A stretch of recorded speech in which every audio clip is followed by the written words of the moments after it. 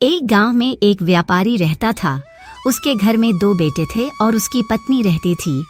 एक दिन सोहन और मोहन अपने पिता से बोलते हैं, पिताजी, आपके साथ आज हम दोनों भी जाएंगे। आप व्यापारी करिएगा, हम दोनों भाई शहर घूमेंगे। नहीं बेटा, अभी तुम बहुत छोटे हो। बड़े हो जाओगे तो हम तुम्हें खुद लेकर जाएंगे शहर व्यापार करने। हर बार आप सिर्फ यही बोलते हो, बड़े हो जाओगे तो लेकर जाएंगे शहर। लेकिन आज हम दोनों नहीं मानेंगे, हम भी जाएंगे। सुनती हो पड़ी। बच्चे बार बार क्यों शहर जाने की जिद धर लेते हैं? समझाओ इसे, अभी ये बच्चे हैं। बस एक बार घुमा दीजिए ना। क्या आप भी जिद धर कर बैठे हैं? हाँ, तुम ही हो जो दोनों बच्चों को सर पर चढ़ा रखा है।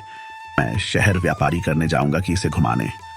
सुनिए जी, ऐसा करिए ना, एक बार दोनों भाई को शहर घुमा दीजिए। जब इतना जिद कर ही रहा है तो। ठीक है, जब तुम बोल रही हो तो। यह बोलकर सोहन और मोहन को शहर घुमाने के लिए ले जाते हैं। चलते चलते रास्ते में एक घना जंगल दिखता है। उसी जंगल में एक गुफा था।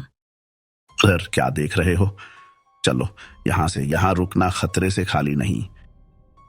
ऐसा क्यों पिताजी? यहाँ पर तो कोई भी नहीं है, फिर भी आप डर किससे रहे हैं? फिर गुफा देख रहे हो बेटा, वहां पर चुड़ैल रहती है, पर अभी यह बताने का समय नहीं है। चलो यहाँ से चलते हैं। तभी वहाँ से सोहन गायब हो जाता है। नहीं, ऐसा नहीं हो सकता। ये क्या हो गया? अब घर जाकर पड़ी को क्या जवाब देंगे? ऐसा नहीं हो सकता, मैं ऐसा नहीं होने दूंगा। सोहन कहाँ चला गया पिताजी? और ये आप क्या बोल रहे हैं? मैं सही बोल रहा हूँ मेरे बेटे। एक दिन की बात है, मैं और मेरा दोस्त इसी जंगल के रास्ते गुजर रहा था। अचानक मेरा दोस्त गायब हो गया था। वह आज तक नहीं मिला, पता नहीं कहाँ चला गया। और आज सोहन भी उसी तरह गायब हो गया है। तो पिताजी, सोहन कहाँ गया होगा? क्या तो हमें भी पता नहीं, पर हमने जहां तक सुना है, चुड़ैल आदमी को गायब करके इसी गुफा में लेकर जाता है। ऐसा बात है तो चलिए पिताजी, उस गुफा में जाकर ढूंढते हैं। सोहन को क्या पता वो वहीं पर मिल जाए। यह बोलकर सोहन और उनके पिताजी उसी गुफा में चले जाते हैं। वहाँ पर देखता है एक पक्षी पिंजरे में कैद है। मुझे बचाओ, मेरा मदद करो, मैं भी तुम्हारा मदद करूंगा।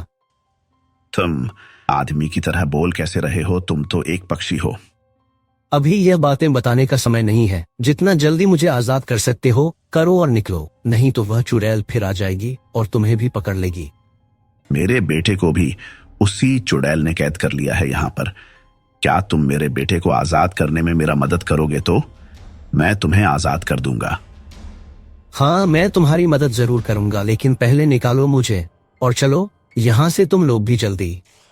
फिर सोहन के पिताजी उस पक्षी को आजाद कर देते हैं। मेरे पीछे पीछे आओ जल्दी। यह बोलकर पक्षी उन दोनों को अपनी कुटिया में लेकर जाता है। मोहन और मोहन के पिताजी दोनों से कुछ जड़ी बूटी पिसवाकर वह पी जाता है और फिर वह अपने असली रूप में आ जाता है।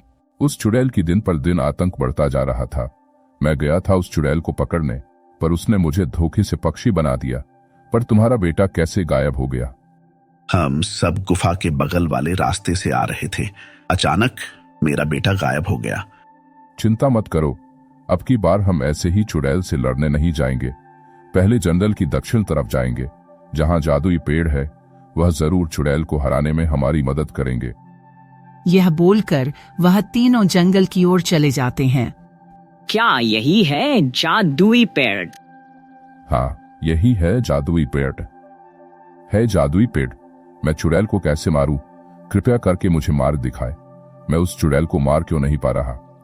मुझे सब पता है तुम्हारे साथ क्या क्या हुआ। चुड़ैल को मारने के लिए उसी गुफा में जाना होगा।